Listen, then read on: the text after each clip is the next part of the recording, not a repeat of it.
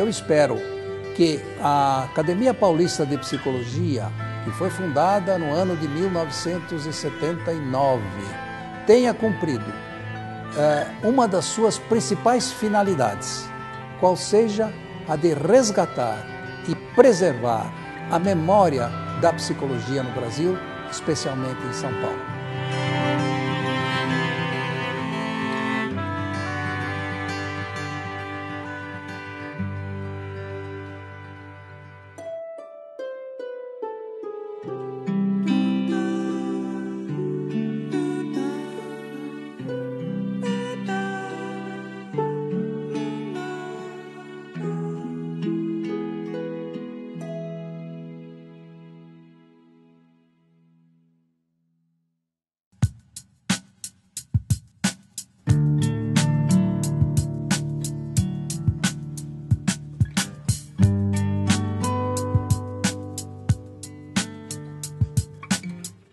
Arrigo Leonardo Angelini é presidente da Academia Paulista de Psicologia e titular da cadeira número 4 de Almeida Júnior. Viveu intensamente as grandes transformações da psicologia no Brasil nas áreas do ensino e da pesquisa, na campanha para a regulamentação legal da profissão, na instalação dos órgãos de fiscalização profissional, no desempenho das associações de psicologia, na realização de congressos da especialidade e na fundação e direção do Instituto de Psicologia da USP. Graduado em Pedagogia pela USP em 1944, obtém o título de doutor em Psicologia Educacional em 1953 e de livre docente em 1954, passando a reger inteiramente a cátedra da disciplina até 1960, quando assumiu efetivamente o cargo mediante concurso de títulos e provas. Participou da campanha para a regulamentação legal da profissão, que culminou com a aprovação da Lei 4119, de 27 de agosto de 1962. Trouxe para o Brasil sua experiência de ensino e de pesquisa como professor visitante da Universidade Central de Caracas, na Venezuela, e do Texas, nos Estados Unidos, respectivamente em 1962 e 1969. Na reforma da USP ocorrida em 1970, propôs a criação do Instituto de Psicologia como uma das unidades básicas daquela universidade, da qual foi diretor durante 3 mandatos, instituição que viria a desempenhar importante papel no cenário da psicologia no Brasil. Foi presidente da Sociedade de Psicologia de São Paulo durante 2 mandatos, presidente da então Associação Brasileira de Psicólogos e presidente da Sociedade Interamericana de Psicologia. Nesta última, organizou e presidiu o 14º Congresso Interamericano de Psicologia, realizado em São Paulo em 1973. Em dezembro de 1973, foi aclamado o primeiro presidente do Conselho Federal de Psicologia. Instalou esse órgão em Brasília e, em 1974, os 8 primeiros conselhos regionais da categoria. Publicou até o momento 95 trabalhos científicos, entre livros e artigos em periódicos especializados, editados no país ou no exterior, sendo vários deles referentes ao desenvolvimento da psicologia e à profissão do psicólogo. Recebeu 55 distinções entre outorgas e representações oficiais, como também troféus pelos relevantes serviços prestados à psicologia. Destacam-se a Medalha Wundt pelo CRP da 6ª Região, Prêmio Interamericano de Psicologia, homenagem do CFP e troféu no Congresso promovido pelo Instituto Brasileiro de Avaliação Psicológica, em 2003. Nasci aos 28 dias do mês de setembro de 1924, na cidade de Santo André. Portanto, eu sou do tempo em que não havia cursos específicos para a formação do psicólogo e nem essa profissão estava legalmente reconhecida.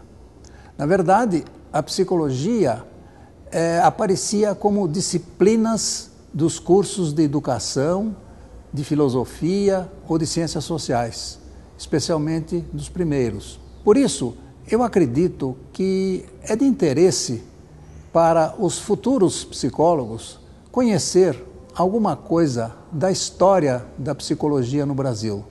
Como apareceu essa disciplina, essa ciência, como foi tratada entre nós, como surgiu o problema da profissão de psicólogo, como apareceram os cursos de psicologia, os cursos de graduação, de pós-graduação. No exercício das minhas atividades profissionais, como professor, como pesquisador, como administrador no campo da psicologia, eu tive a oportunidade de acompanhar o desenvolvimento da psicologia no nosso meio em termos de ciência e de profissão.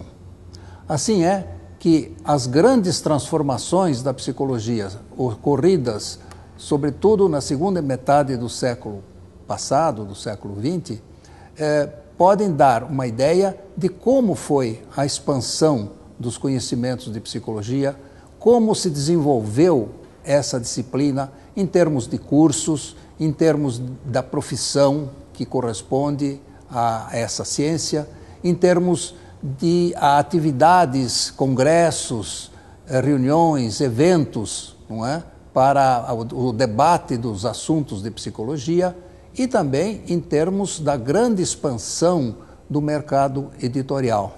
No começo do século XX, nas primeiras décadas, a psicologia aparecia principalmente como disciplina dos cursos das chamadas escolas normais, que eram as escolas que preparavam os professores para a chamada escola primária, que era a escola das primeiras letras. Então, eram os professores primários que tinham, entre as disciplinas para a sua formação, a matéria, a disciplina psicologia. Era um ensino, sobretudo de caráter teórico, e não havia grandes possibilidades de práticas ou de experimentos no campo, a não ser alguns laboratórios que existiram ainda no final do século XIX e começo do século XX, em algumas escolas normais e em hospitais psiquiátricos, porque àquela altura ainda não havia universidade no país. Por aquilo que representou para aqueles que iriam aplicar os conhecimentos de psicologia em diversas instituições, merece mencionar a instalação do laboratório na Escola Normal da Praça da República e depois Instituto de Educação, laboratório esse que foi fundado por Clemente Quaglio, um autor que hoje é patrono da Academia Paulista de Psicologia. Em 1912, então, houve a fundação desse laboratório. No ano seguinte, em 1913, chegou ao Brasil o psicólogo italiano Ugo Pizzoli, que trouxe para a nossa terra uma considerável quantidade de aparelhos científicos para esse laboratório. Esses aparelhos eram da tradição de Wundt. Wundt, como se sabe, foi o autor alemão que fundou o primeiro laboratório de psicologia na cidade de Leipzig, na Alemanha. Ficou sendo constituído o marco inicial da psicologia científica. Nós comemoramos agora em 1989 o centenário da psicologia científica, exatamente porque o laboratório era considerado o marco inicial. Na década de 20, esse laboratório foi reativado pelo professor Lourenço Filho, que era professor do Instituto de Educação e que posteriormente foi convidado, foi escolhido para ser patrono de uma das cadeiras da Academia Paulista de Psicologia. E ele teve como auxiliar, como assistente, a professora Noemi da Silveira Rudolfer. Nesse laboratório, começaram a ser realizadas pesquisas mais na área da educação. Pesquisas sobre testes de inteligência, testes de rendimento escolar.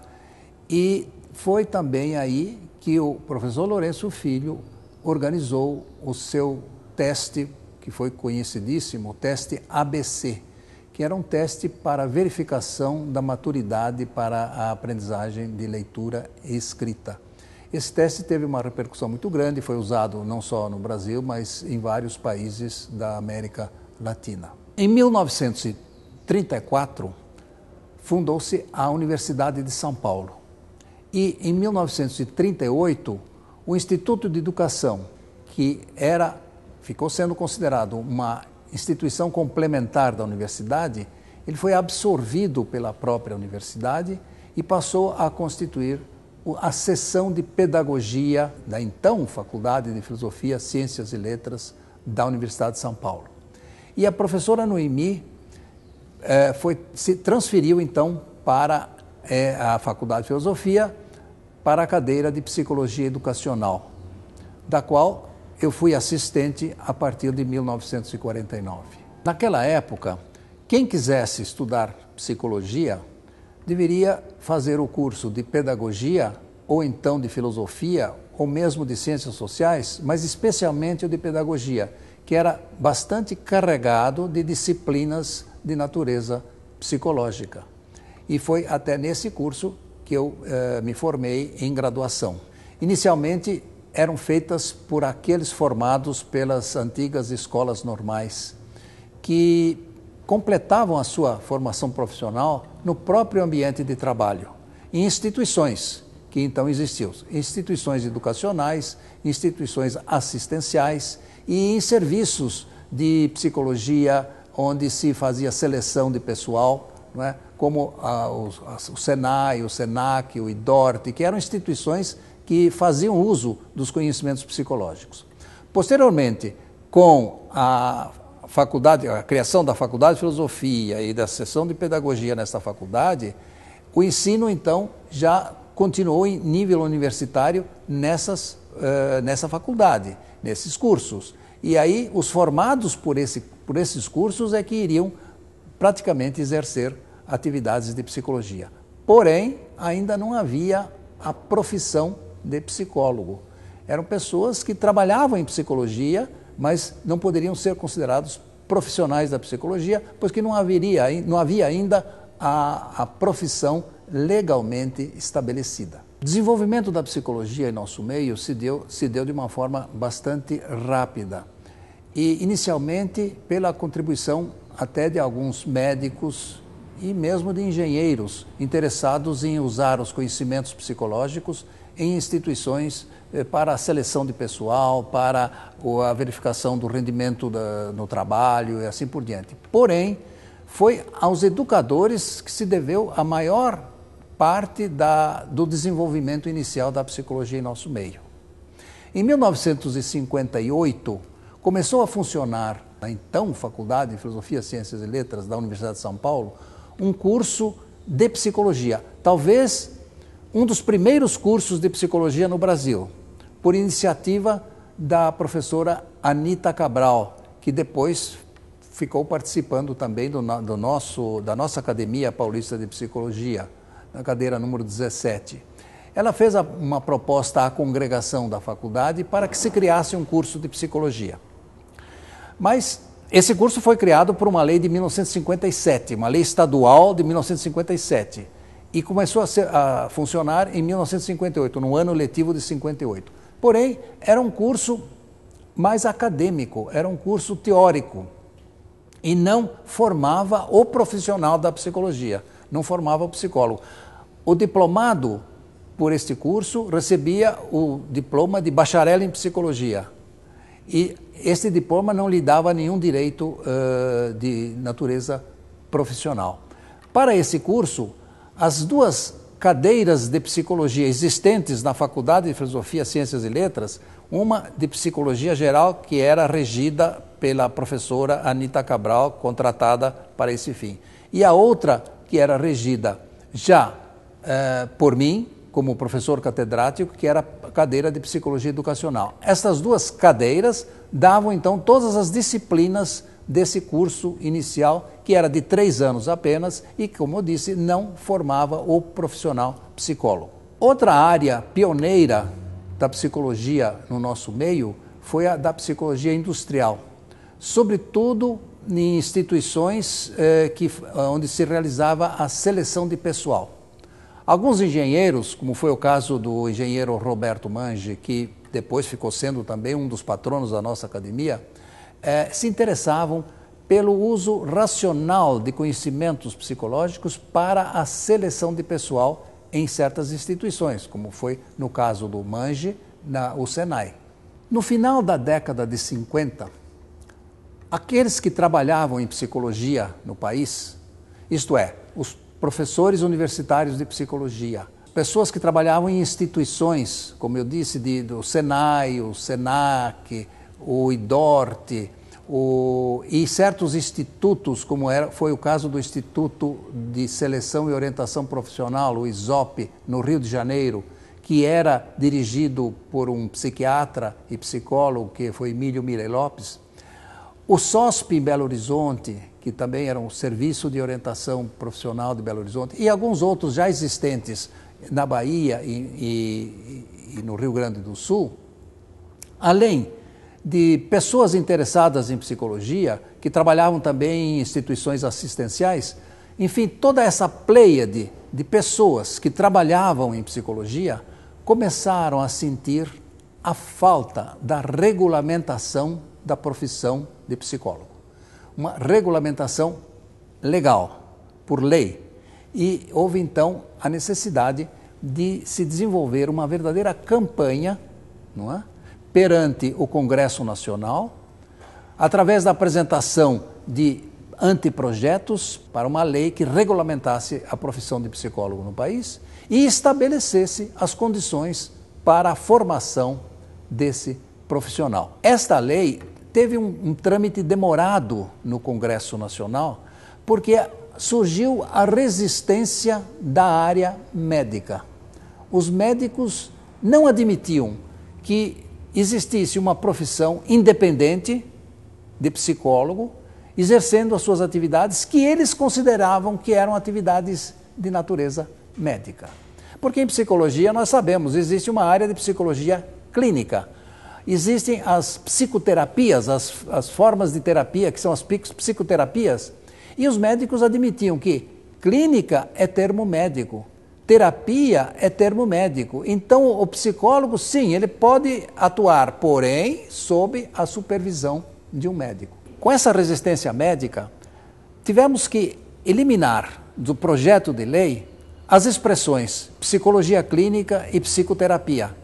Então, isto foi substituído, quando se determinou as funções do psicólogo, foi substituído pela expressão usos e métodos psicológicos para a solução de problemas de ajustamento.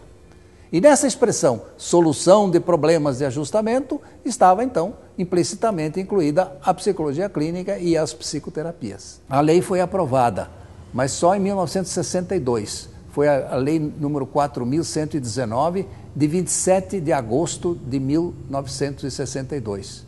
Foi sancionada nessa data. E é por isso que o dia 27 de agosto é considerado o Dia do Psicólogo no Brasil. Esta lei 4.119 foi complementada por um parecer agora do Conselho Federal de Educação, que é o parecer número 403 do mesmo ano de 1962. E esse parecer, então, estabeleceu o currículo mínimo para os cursos de psicologia. Era um currículo que todos os cursos que fossem criados ou que já existissem deveriam seguir para a formação do psicólogo. Porém, era chamado currículo mínimo porque em cada universidade, em cada curso de psicologia, esse currículo deveria ser complementado por disciplinas a fim de se constituir o chamado currículo pleno. Entretanto, a Lei 4119, de 27 de agosto de 62, não estabeleceu os órgãos que deveriam fiscalizar a profissão, isto é, o Conselho Federal de Psicologia e os conselhos regionais. Isto só ocorreu através de uma outra lei, de número 5.766, de 1971, 9 anos mais tarde, que então estabelecia que os conselhos deveriam ser criados e o primeiro conselho seria criado mediante uma convocação do Ministério do Trabalho de representantes das associações de psicologia então existentes. Porém, o Ministério não tomava essa providência. Então, foi necessária uma nova campanha das sociedades de psicologia de São Paulo para que o Ministério do Trabalho tomasse essa providência. Foram realizados encontros de sociedades de psicologia. O primeiro encontro foi realizado em São Paulo. O segundo encontro foi realizado, e teve maior repercussão, foi realizado na cidade de Barbacena, Minas Gerais, no ano de 1972, onde participaram vários representantes das sociedades e alguns deles que vieram depois a se tornar acadêmicos da nossa Academia Paulista de Psicologia. Aí nós tivemos uma nova investida perante o Ministério do Trabalho para que convocasse as sociedades e para que instalasse os conselhos federal e regional. Isto só ocorreu 2 anos depois de aprovada a lei, isto é, em 1973. Exatamente no dia 20 de dezembro de 1973, representantes das 9 sociedades de psicologia existentes no país se reuniram em Brasília e ali foi foi eleito o primeiro Conselho Federal de Psicologia, no qual eu fui aclamado presidente. Então, eu fui sendo o primeiro presidente do Conselho Federal de Psicologia. E, no ano seguinte, nós já instalávamos os 8 primeiros conselhos regionais de psicologia. Esses conselhos são as entidades onde os psicólogos formados nos cursos de psicologia devem ainda se registrar para ter o exercício legal da profissão.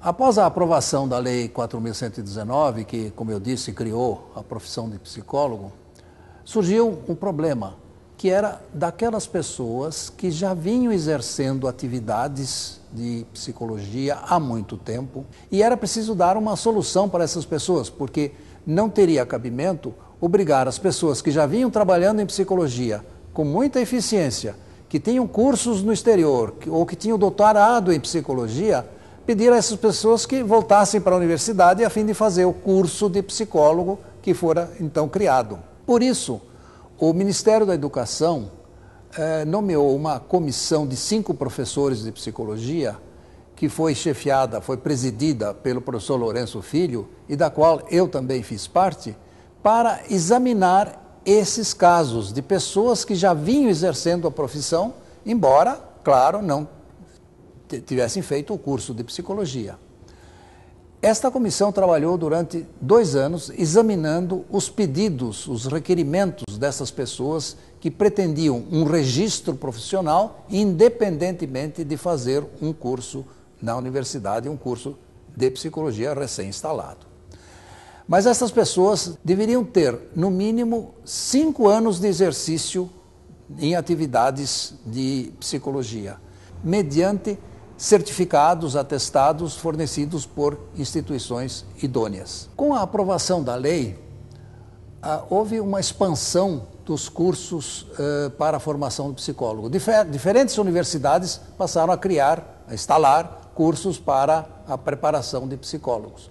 E aquelas universidades que já tinham algum tipo de curso, como era o caso da Universidade de São Paulo, que tinha aquele curso de 3 anos que formava o bacharel em psicologia, deveriam se adaptar à nova lei, de acordo com o currículo mínimo, para que pudesse então oferecer diplomas que permitissem o registro de psicólogo. No caso da Universidade de São Paulo, aquele curso de psicologia teve que ser ampliado de 3 para 5 anos e foram introduzidas novas áreas, principalmente no caso da psicologia clínica e da psicologia experimental.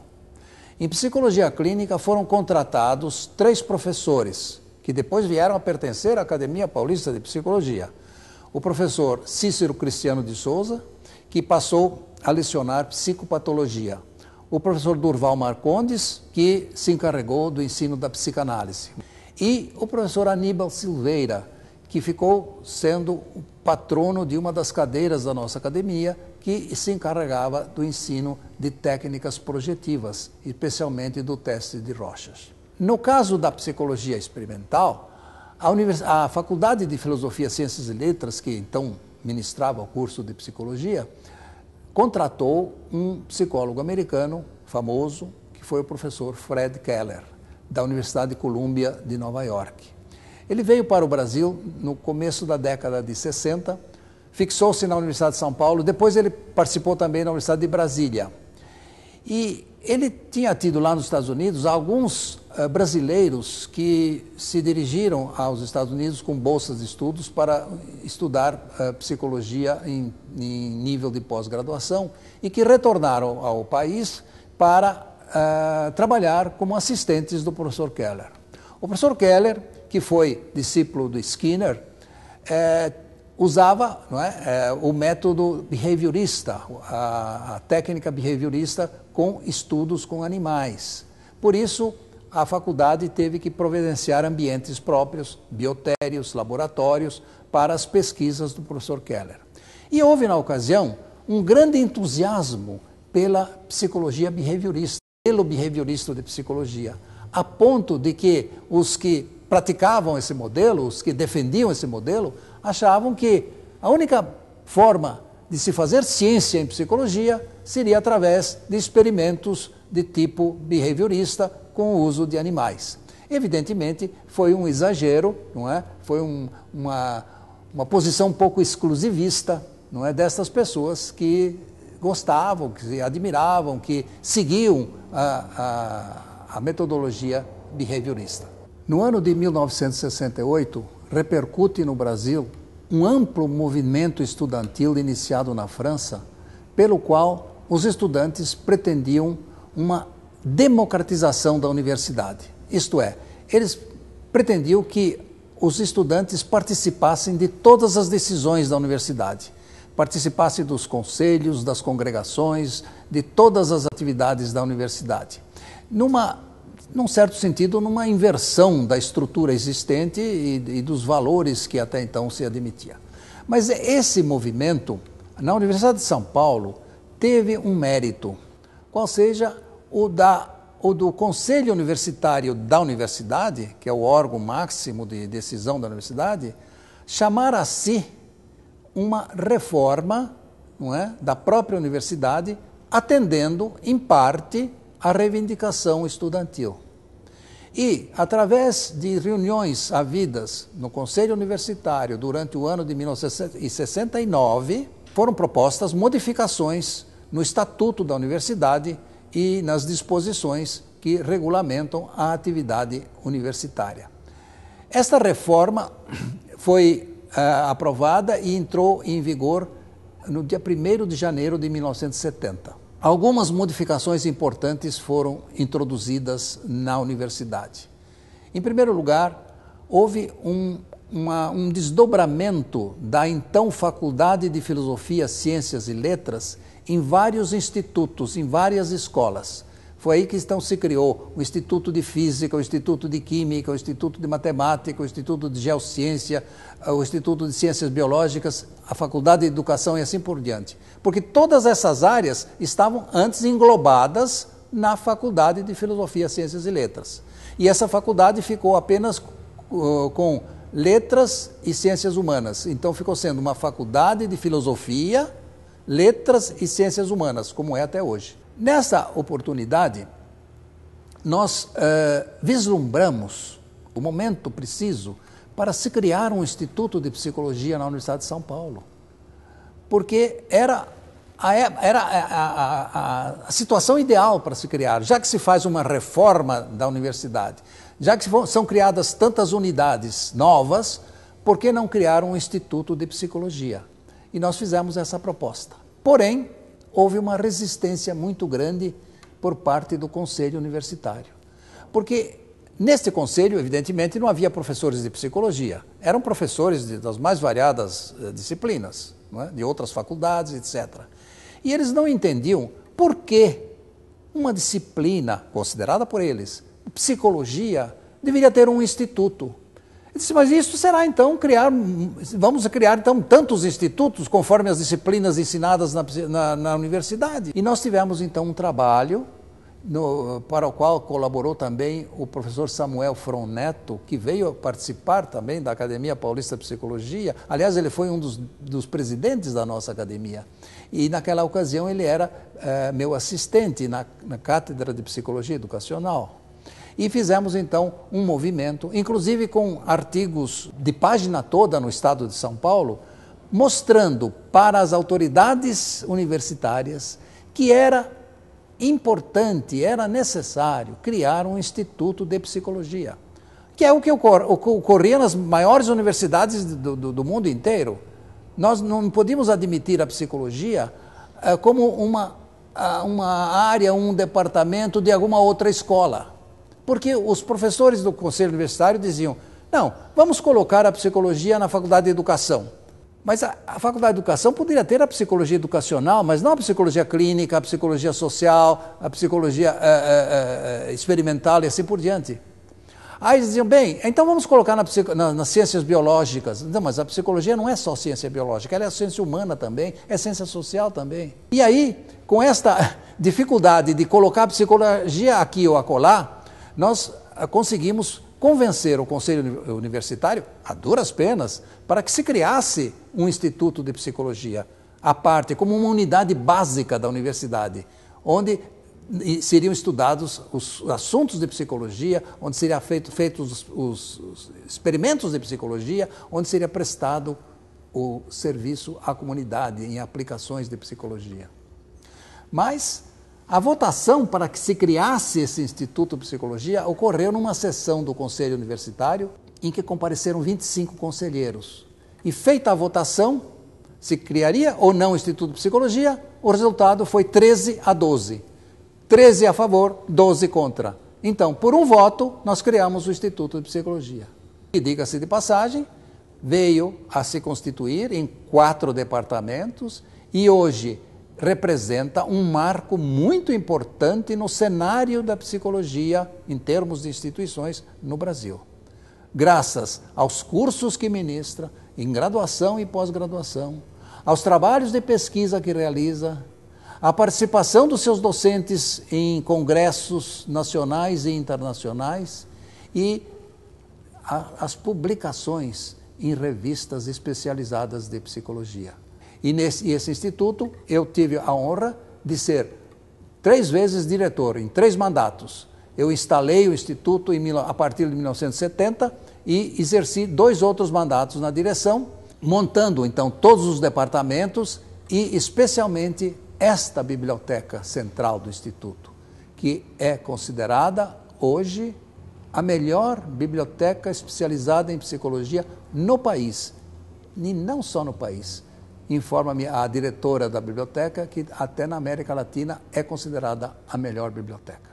Para a criação do Instituto de Psicologia, eu devo esclarecer a bem da verdade que, por incrível que pareça, alguns professores do curso de Psicologia na área experimental foram contra a instalação do Instituto. Eles achavam que bastava criar um departamento no Instituto de Ciências Biológicas.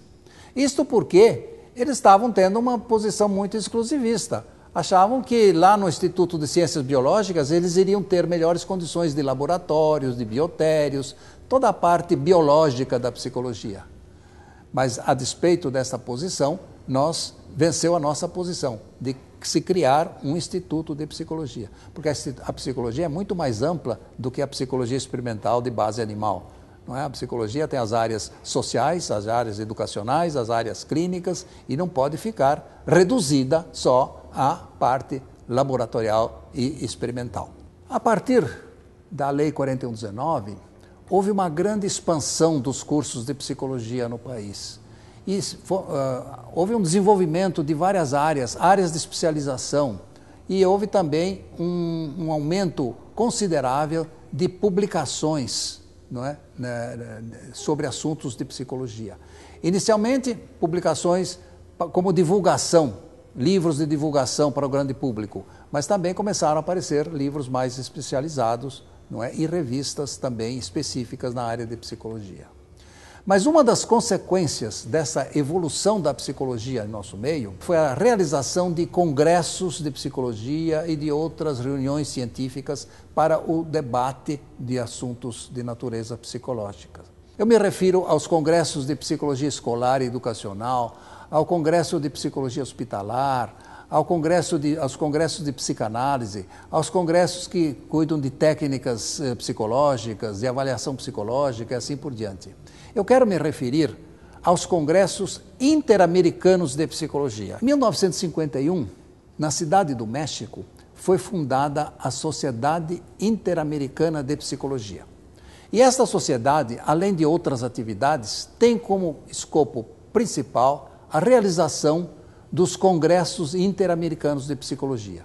E já realizou até a esta época numerosos congressos. Ela realiza desde 51 de 2 em 2 anos, mais ou menos, aproximadamente, congressos em diferentes países das Américas. América do Norte, América Central, América do Sul. E no Brasil, nós já realizamos, até 1997, 3 congressos interamericanos de psicologia. O primeiro congresso foi realizado em 1959, foi o 6º da série da Sociedade Interamericana, mas foi o primeiro no Brasil. E teve lugar no Rio de Janeiro. Esse congresso teve uma participação de 410 psicólogos. Entre esse número estavam 19 psicólogos que depois vieram a participar da Academia Paulista de Psicologia. E, além deles, duas ilustres figuras que foram escolhidas como patronos de cadeiras da nossa academia, que foi o professor Lourenço Filho, que eu já mencionei, e o professor Theodorus Van Gogh. Na ocasião em que se realizou este primeiro congresso interamericano no Brasil, a lei do psicólogo ainda não estava aprovada. Ela somente foi aprovada em 62. E eu me lembro que na sessão de encerramento desse congresso, eu pronunciei um discurso realçando os esforços que vínhamos realizando para que a profissão fosse legalmente reconhecida.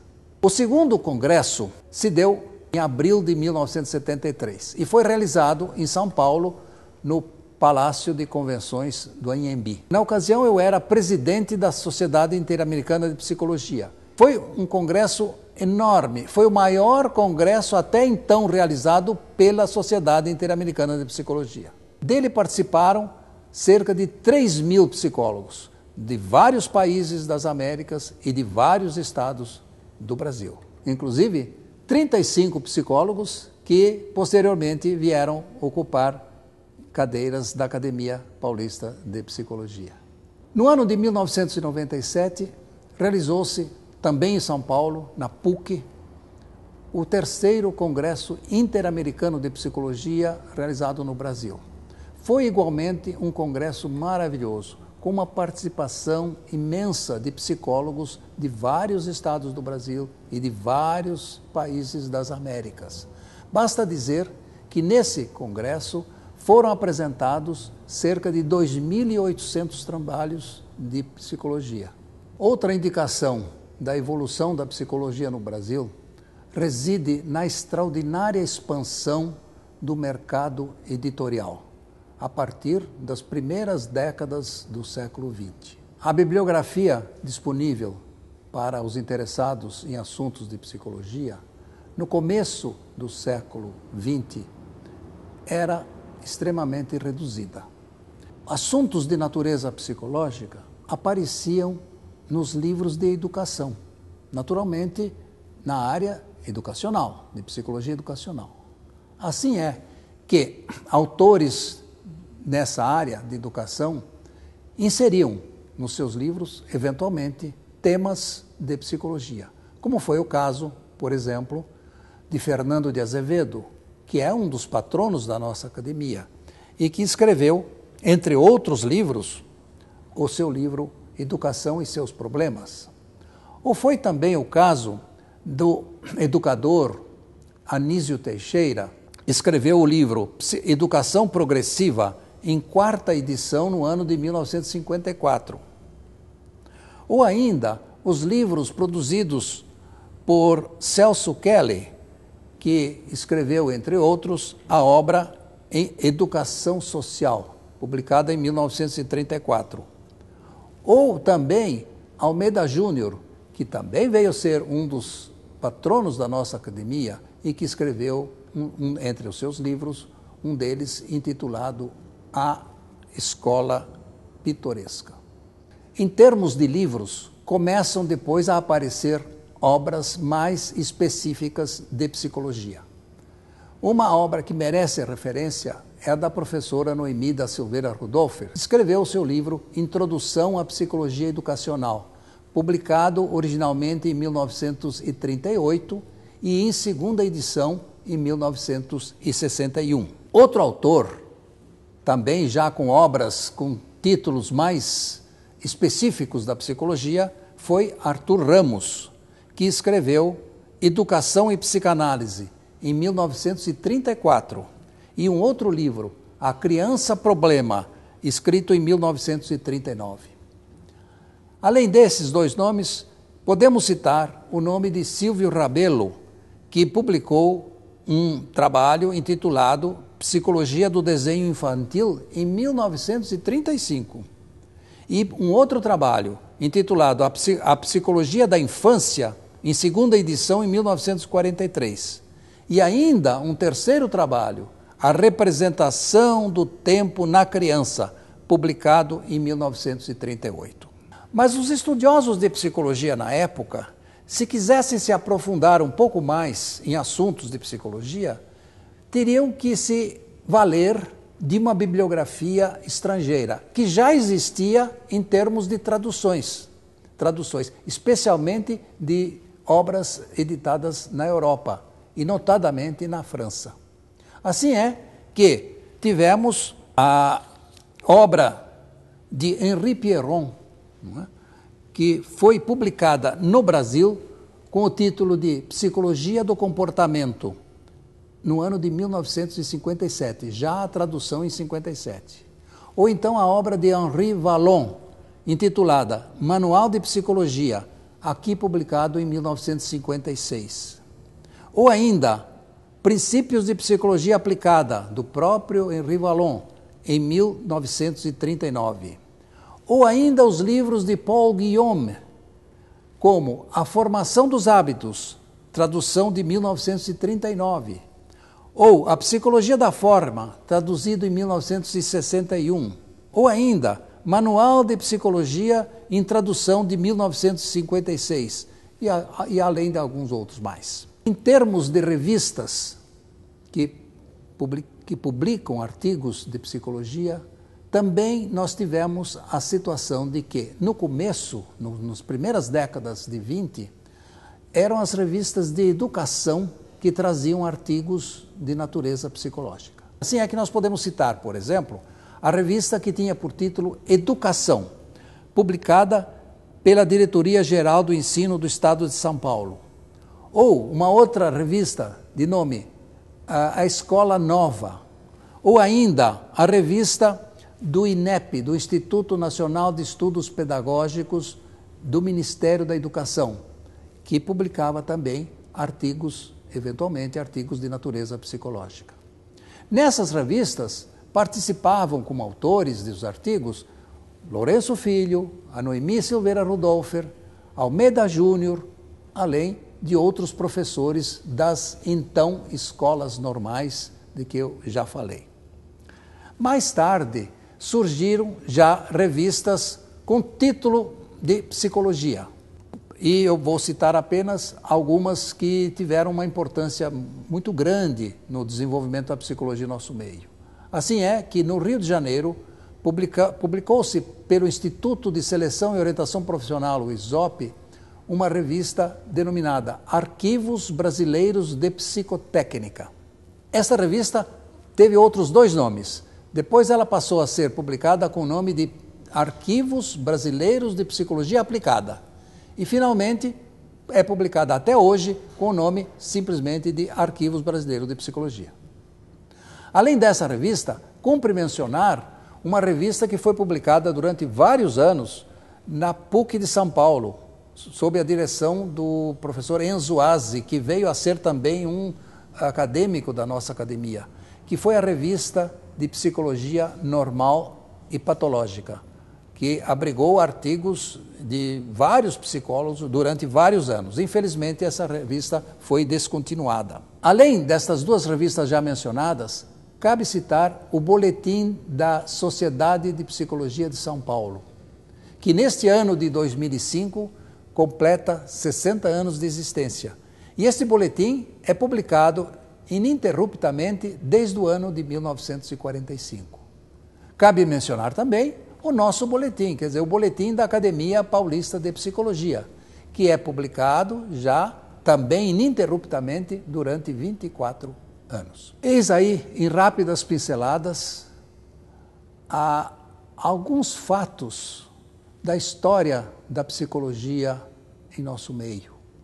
Fatos que revelaram a extraordinária expansão do ensino, das atividades profissionais, das atividades de aplicação da psicologia, das atividades de congressos e de reuniões científicas e do mercado editorial.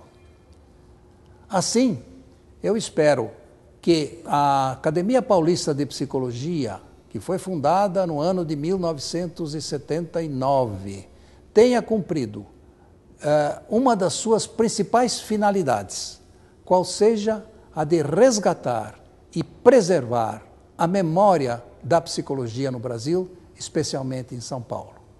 Como vimos, este desenvolvimento, apesar de ter sido rápido, apesar de ter apresentado uma expansão extraordinária, se fez com muitos obstáculos.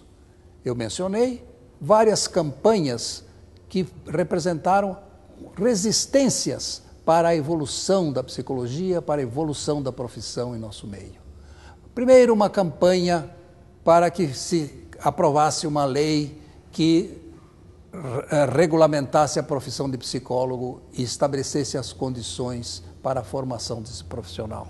Depois, uma campanha para que se aprovasse uma nova lei que criasse os órgãos fiscalizadores dessa profissão. Depois, uma terceira campanha para que o Ministério do Trabalho cumprisse essa lei e instalasse esses órgãos oficiais, o Conselho Federal e os Conselhos Regionais.